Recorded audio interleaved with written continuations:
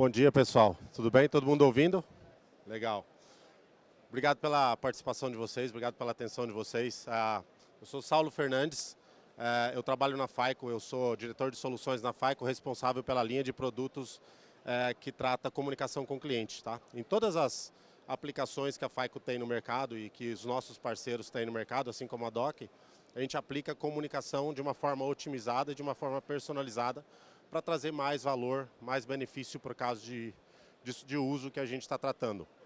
E se a gente parar para pensar, a comunicação é um ponto, é um fator super importante dentro da jornada do cliente, né? É como a gente consegue trazer as decisões de negócio que são tomadas dentro dos bancos, dentro das empresas, e levar essas decisões para o cliente. E utilizar o feedback do cliente também para influenciar essas decisões que são tomadas no dia a dia. Tá? Hoje a gente vai cobrir essa comunicação digital, ou essa comunicação otimizada dentro da prevenção à fraude. Né? Qual que é o impacto de utilizar essa comunicação otimizada, essa comunicação inteligente dentro dos processos de prevenção à fraude?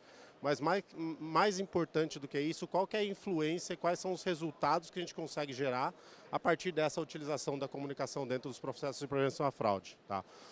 Eu vou começar com um estudo de caso, eu vou começar com uma análise que a gente fez em cima de dados reais, em cima de números reais, dentro de uma operação, tá? E que são super relevantes para o que a gente está tratando aqui. Tá? Aqui a gente analisou um dia de transação, um dia de monitoramento de transações, onde foram gerados 160 mil alertas. Tá? São 160 mil possíveis fraudes que aconteceram nesse dia, que foram capturadas pelo sistema de prevenção de fraude. Tá?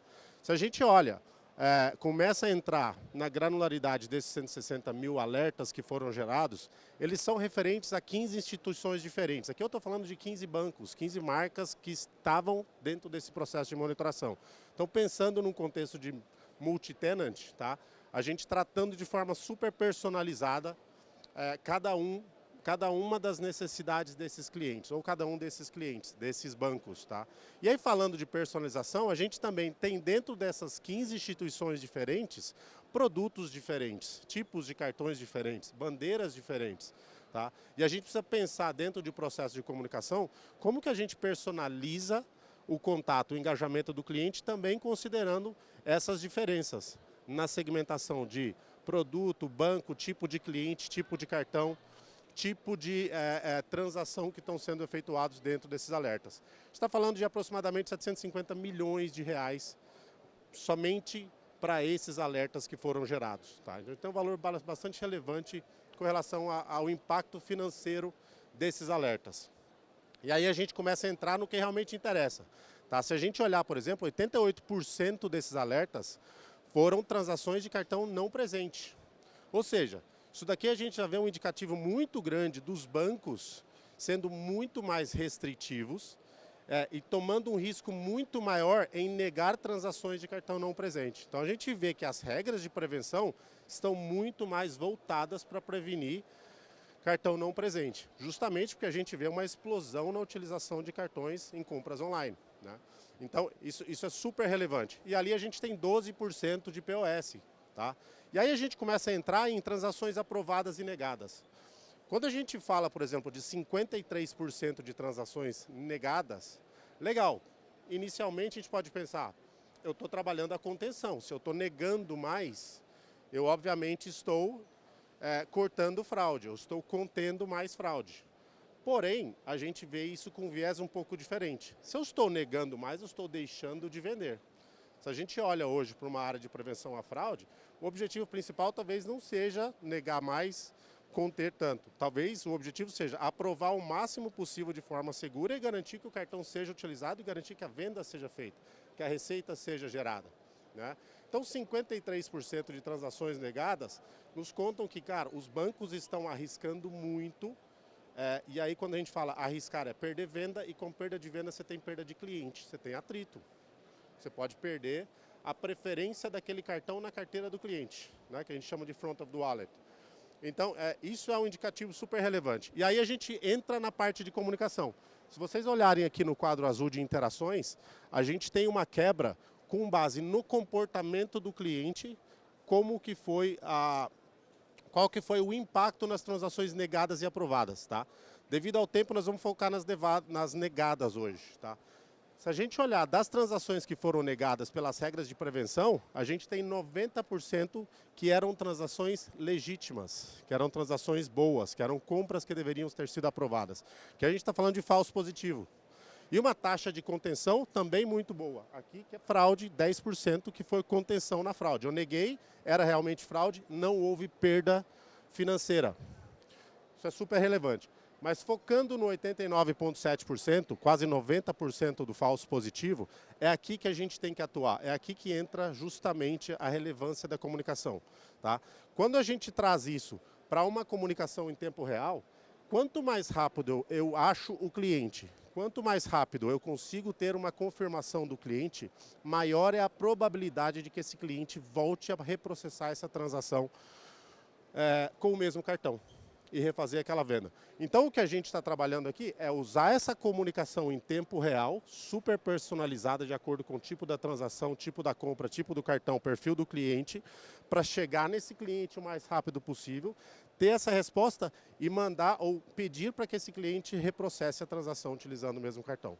E os números ao redor disso são excelentes. Tá? A gente tem até o número mais abaixo, mas a gente chegou a 42% de taxa de reprocessamento. Então eu começo a permitir com que os bancos possam realmente negar mais, mas de uma forma segura, educando os clientes.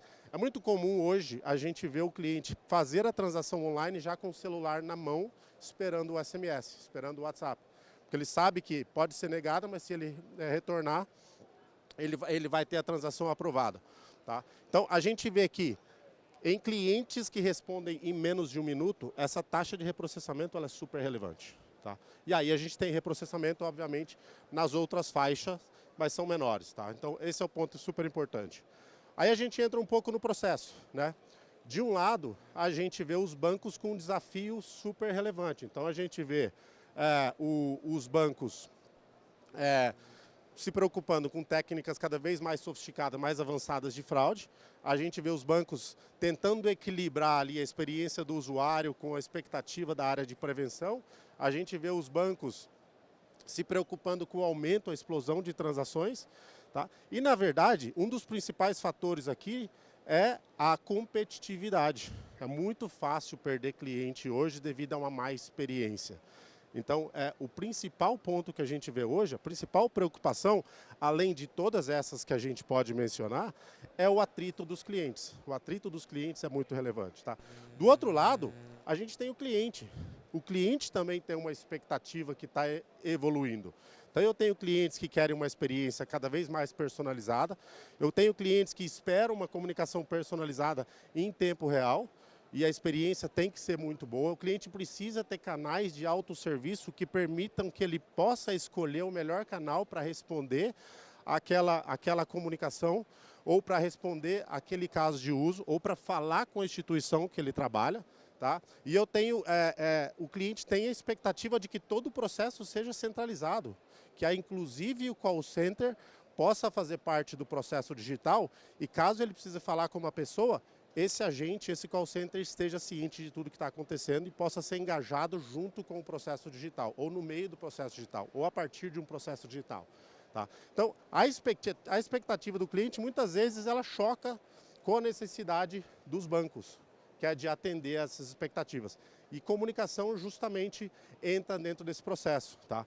No que permeia a fraude, o que a gente faz é trazer o cliente a utilizar o processo de comunicação digital, é utilizar o processo de comunicação mais inteligente, personalizado, para trazer o cliente como parte do processo de investigação.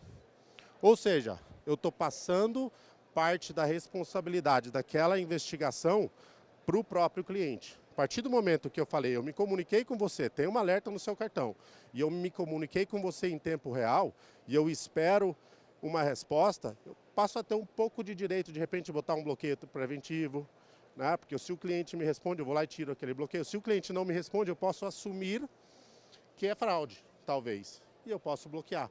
Então a gente passa a compartilhar a responsabilidade com o cliente e eu passo a monitorar qualquer feedback ou qualquer resposta que venha desses clientes. E essa comunicação vai justamente fazer isso, né? Fazer esse engajamento digital em tempo real, com uma comunicação super personalizada, utilizando todos os possíveis canais. Tá? E aí a gente está falando tanto de canais tradicionais, como também de canais, redes sociais, por exemplo. O WhatsApp hoje é um grande facilitador dentro do processo de prevenção à fraude. Os números que a gente tem visto hoje ao redor de WhatsApp, da utilização do WhatsApp, os tempos de resposta são realmente incríveis. Tá?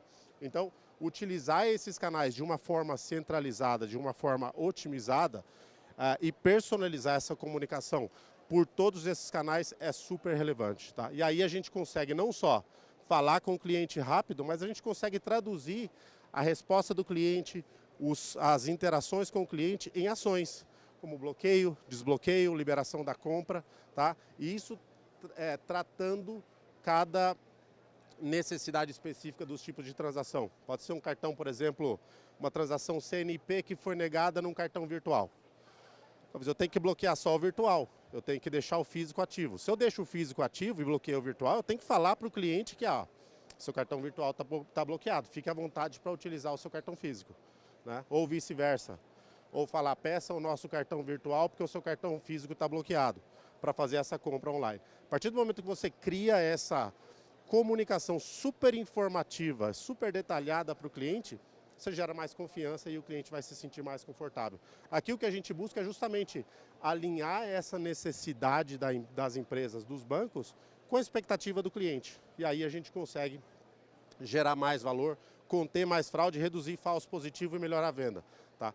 Esse processo de comunicação ele tem que ser também tratado dentro de um contexto de omnicanalidade. Eu não posso simplesmente trabalhar o multicanal ou trabalhar os canais em silos, né? Ou ter processos separados, porque isso, além de gerar dificuldade nessa monitoração da interação do cliente ou nessa monitoração do tudo que eu estou falando com o cliente, ele me gera dificuldade em prover visibilidade para a área de negócio, para a área de gestão de prevenção de risco e fraude. Porque isso é super importante. Eu preciso saber qual é o canal mais efetivo para cada um dos portfólios. Eu posso ter um portfólio super premium que responde super bem no WhatsApp, mas eu posso ter um cartão de varejo que não responde no WhatsApp. Ou um exemplo melhor, eu posso ter um segmento super premium que é super conectado no app, que sempre vai responder no app, que é excelente, porque o cliente tem que logar e ele tem que se autenticar para entrar no app para responder, mas eu tenho um varejo que muitas vezes não tem o app que responde mais por WhatsApp. Esses insights, eles precisam voltar para a área de negócio também quase que em tempo real. Eles precisam capacitar os usuários de negócio, sem dependência das áreas de TI, de tomar melhores decisões enquanto a utilizar os canais, enquanto a mudar os tipos de comunicação, enquanto a alterar os contextos da comunicação que está sendo enviada, que variáveis enviar em qualquer momento para o cliente e de forma rápida, com base nos insights que são gerados por essa omnicanalidade. Né? E essa omnicanalidade é justamente o que vai permitir não só utilizar todos esses canais nos processos super sincronizados, mais inteligentes e otimizados, mas também gerar essa visibilidade em tempo real para o usuário de negócio. Tá? Através de dashboards, através de relatórios analíticos, através de insights mesmo que são gerados a partir do processo. Tá? Então, o que a gente pode falar é que o objetivo principal aqui, ele trata em potencializar o engajamento digital. Quando a gente fala em potencializar o digital, a gente trata desde a escalabilidade, capacidade de atendimento de um número maior de casos, capacidade de escalar e de gerar um contato super personalizado para o cliente, mas aqui a gente fala inclusive de gerar um processo de educação do cliente. De aos poucos eu deixar aquele cliente ciente de que ele está sendo cuidado, de que ele pode responder aquela comunicação que vai ser relevante para ele, que vai ser uma boa comunicação. Ao mesmo tempo, a gente precisa utilizar esse processo para reduzir o engajamento manual, ou para usar de forma inteligente todo o engajamento manual que a gente tem e usar de forma inteligente os call centers, os agentes, e claro, reduzir os falsos positivos. E aí, no final, minimizar os riscos de atrito com o cliente. Então, uma coisa acaba afetando a outra, isso acaba sendo um dominó que acaba impactando cada uma das áreas. Tá? Esse processo precisa ser super sincronizado. Tá? E aí a gente tem todo o processo de escalabilidade. Quando eu uso digital, eu passo a ter uma capacidade praticamente ilimitada de tratar os casos. Tá? Isso é um exemplo clássico. A gente tem, por exemplo, bancos que têm, por incapacidade de atendimento, ou por gargalo nas áreas de atendimento, ou por tratar canais de forma separadas, ilhados, a gente vê, por exemplo, clientes que tratam somente uma fração dos alertas que são gerados. Então, ele tem um volume X de alertas, ele vai lá e escolhe a fração de alertas que tem um score mais alto como uma matriz de casos e ele investiga aquela matriz de casos e toma decisões com base na investigação de um volume reduzido de alertas, até pela incapacidade de atendimento. Quando a gente começa a olhar esses clientes e os portfólios, a gente vê que tem muita fraude que está passando nas faixas mais baixas de risco, que não estão sendo investigadas por essa incapacidade, por esse gargalo no atendimento. O que a gente está falando aqui é que a gente consegue passar a investigar toda a faixa de alertas, todos os scores de risco de alertas, tá? E aí a gente consegue pegar a fraude muito antes, com valores muito menores. Né? Então, pode ser que quando o fraudador está tentando validar a senha ou o cartão para ele poder fazer uma compra muito mais alta e fraudar muito mais. Então, aqui a gente consegue pegar muito mais rápido, conter muito mais rápido e melhorar essa experiência do cliente, enquanto eu estou também reduzindo o falso positivo e estimulando mais a venda. Tá? Então, essa escalabilidade ela é super importante, super relevante dentro do processo. Tá? E aí a gente tem resultados que são gerados. Esse processo de monitoração, esse processo de geração de insights para as áreas de negócio, passa justamente por prover esse tipo de insight, né, que é justamente os resultados que a gente vê. Então, por exemplo, taxas de respostas. Né? Aqui a gente tem uma taxa genérica que hoje a gente atingiu, por exemplo, com a inclusão do WhatsApp. Saiu, por exemplo, em clientes de 56% de taxa de resposta no SMS e voz, combinados, com a inclusão do WhatsApp a gente subiu para 75% no geral. Existem portfólios que com o WhatsApp a gente chegou a 92% em alguns portfólios específicos, que é super relevante. E aqui você consegue justamente utilizar essa taxa muito maior de resposta em menos tempo para chegar em redução de falso positivo de forma super expressiva. Né? Então, quando eu estou reduzindo falsos positivos, eu estou gerando venda para o meu cliente, eu estou gerando retorno de investimento para o meu cliente, estou gerando receita para esse cliente. Tá? E aí, justamente, redução de falso positivo é afetada diretamente pelas taxas de reprocessamento. Tá?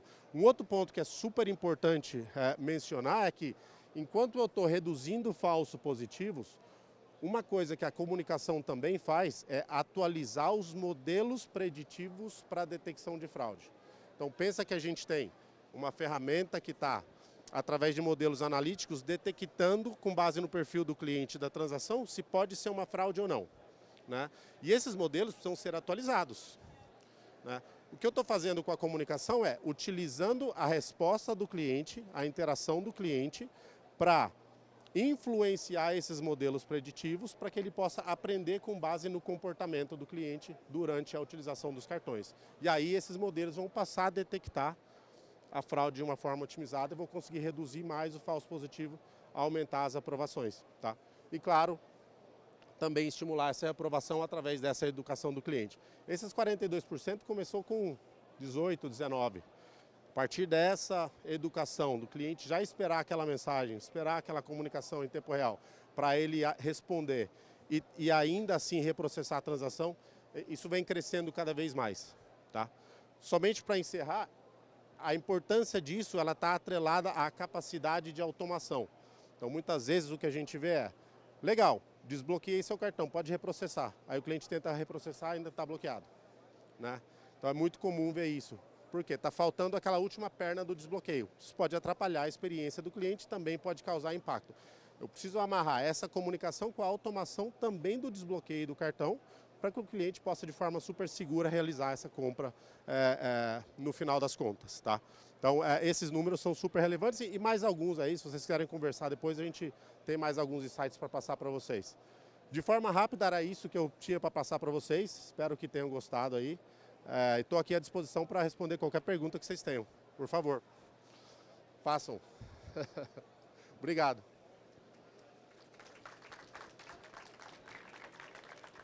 Perguntas, dúvidas, reclamações?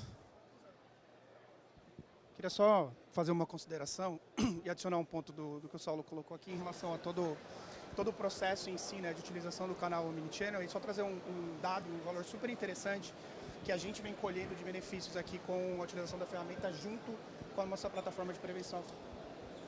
Tá. Meio ruimzinho, não sei se é porque tá ligado. Alô, alô. Não, tá ouvindo. Melhorou? Melhorou. Melhorou? Boa.